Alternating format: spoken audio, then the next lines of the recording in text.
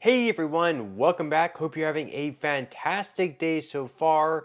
So, over the past few years, and quite frankly, over the past couple of decades, we've had debates going on about the future of Social Security between Republicans and Democrats. We've had questions ranging from should we be raising the full retirement age? Should it be privatized? Should we be increasing benefits? Should we be decreasing benefits? We've had all these different discussions, and once again, we've had different ideas by Republicans, different ideas by Democrats, and over the past couple of decades, we have not been able to get anything done despite having that looming insolvency date coming up.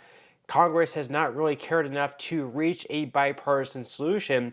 And recently, Donald Trump actually exposed one of the truths about Social Security and why it's going insolvent even sooner. So we are going to be covering in today's video what he said. But before we go ahead and dive right into it, if you would like to receive up to $200 in free stock or $200 in free cash, in a pinned comment below, I will be leaving a link to Robinhood. All you have to do is once you click on that link is just sign up for a free account and then simply link your bank account. You do not even have to make an opening deposit. At that point in time, Robinhood will be sending you one free stock worth all the way up to $200.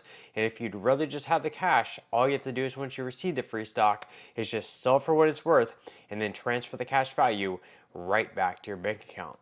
Okay, so diving right into our first story of today's video, like I mentioned just a moment ago, the insolvency date of Social Security is coming up in just about 10 years or possibly sooner.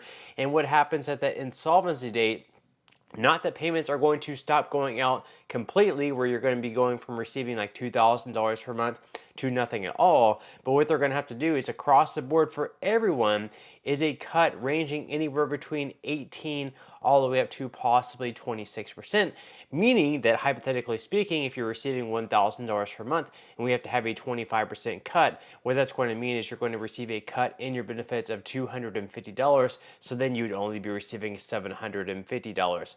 Obviously, that's something that we definitely cannot afford, and that's why we have the commissioner of Social Security coming out and saying that Congress needs to act now to avoid facing angry voters. So according to Newsweek, Social Security's Commissioner Martin O'Malley is warning Congress that it needs to make changes to the Social Security Administration or face leagues of, quote, angry voters. Millions of Americans rely on Social Security payments each month. The government program supports seniors during retirement as well as those living with disabilities. However, the program faces a funding crisis, with the most recent trustees report finding the government would run out of money for full payments by 2033. As Americans worry about how the funding problem could impact their future retirements, O'Malley has called attention to another issue the SSA is grappling with, which of course is understaffing. So he said, quote, "The Social Security Administration has been chronically underfunded, and our staffing is continuing to decline while the number of beneficiaries we serve keeps growing.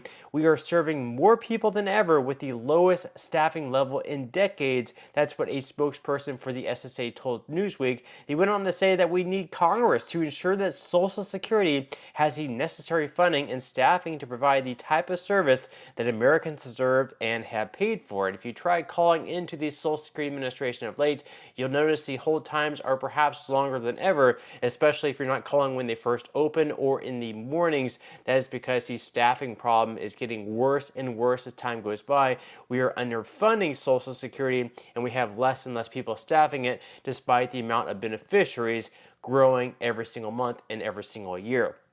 Now, they go on to say that O'Malley wants to reassure Americans that the funding crisis the SSA faces is also fixable. He said Social Security is not about to go bankrupt.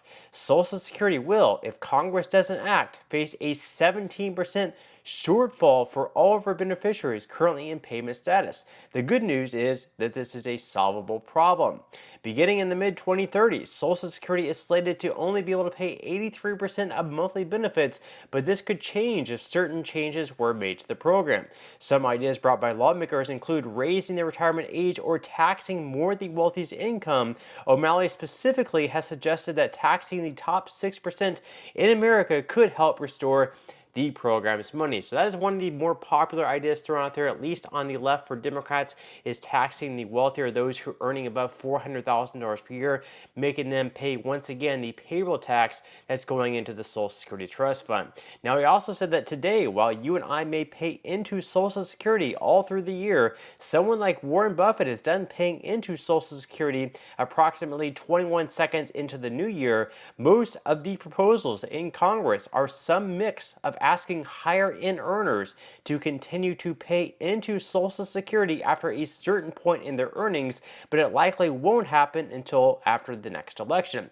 While O'Malley doesn't anticipate lower payments in the 2030s or retirement age changing, he's hoping Congress can fix the larger staffing problem at the agency. So basically, he doesn't think that the solvency issue can necessarily be fixed, at least in the short term. He does believe that Congress can approve enough money to go into Social Security. That way they can hire more workers and no longer have that staffing issue, and then hopefully be able to resolve the issues of people currently on Social Security benefits who are calling in and hoping for not these extremely long wait times.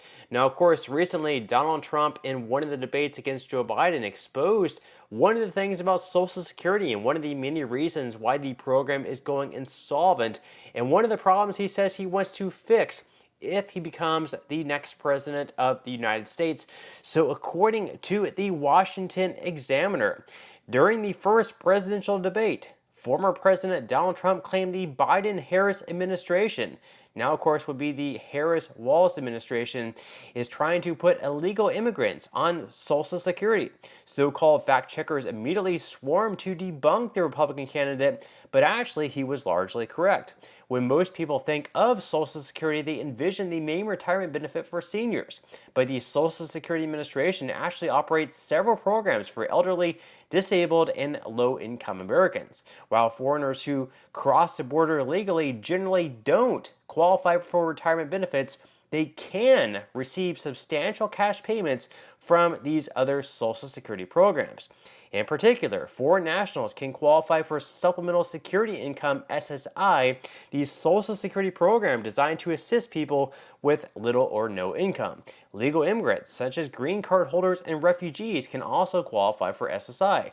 But crucially, other foreigners can also qualify, including those who came here without visas, but who received a temporary reprieve from deportation. Eligible foreigners include parolees, Cubans, Haitians, Afghans, Ukrainians, and migrants who have been granted conditional entry or asylum. Admittedly, not everyone from those groups qualify.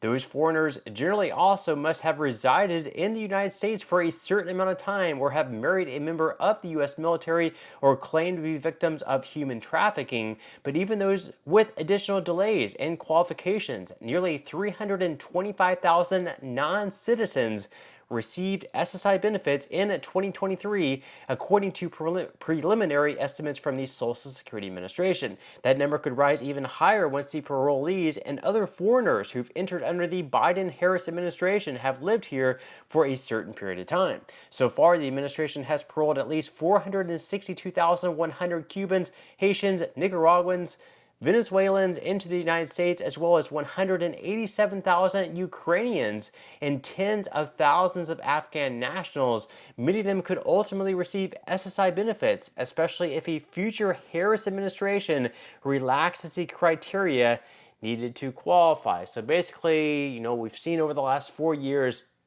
that the motivation to cross the border legally has risen substantially. And that's because they know that Biden is going to be much more relaxed on immigration than, let's say, like a Trump administration was. And they were basically able to cross the border and immediately just say that they are seeking asylum. And in that way, they can also, as this article says here, they can actually qualify in some instances for SSI benefits. And, let me say that, immigration, at least in my opinion, is a great thing. And it's something this country has always needed, has always implemented, and I think will be a great thing in the future. I think it's great to bring the best of the best throughout the world to this country to make this country even better. But absolutely, we need to be vetting people who are coming into this country. We need to know who they are. We need to have people who are able to come in and adapt to our culture, work hard, and of course, keep our streets safe. If we're able to bring people in and they're able to work hard and better our country, why would we not bring more people into the country? And of course, it's also going to help keep these Social Security trust funds solvent for a longer period of time, because let's face it, right now people are just not having enough kids. So we're not having enough young people working and paying taxes that goes into the trust fund to make it so people who are receiving Social Security benefits now and in the future to be able to receive 100% of their benefits. So they need to be replaced, and if we can replace them with hardworking immigrants who are willing to come to this country, work hard, keep our streets safe, and adapt to our culture, I really don't see why we wouldn't. But leave your thoughts and comments below on that. I would definitely love to read them, but that's all we have for today's video. I certainly hope that you enjoyed and found value out of it. If you did, again, I would greatly appreciate it if you could give this video a like, consider subscribing to my channel if you have not already, and I will see you in the next video.